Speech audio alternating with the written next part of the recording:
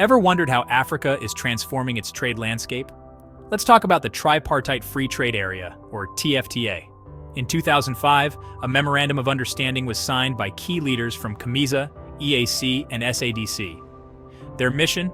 To boost economic development and market integration across Africa. Fast forward to October 22, 2008, and the idea of a single customs union was born. The first step? Establishing a free trade area. So, what exactly is the TFTA? It's a proposed free trade agreement combining three major African economic regions: COMESA, the Southern African Development Community, and the East African Community.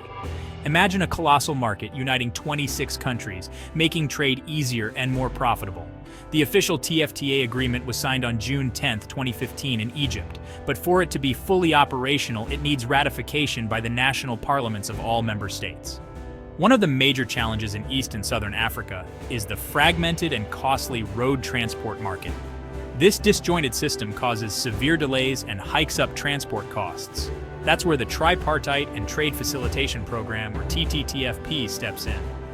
The TTFP aims to streamline road transport by implementing harmonized policies and standards.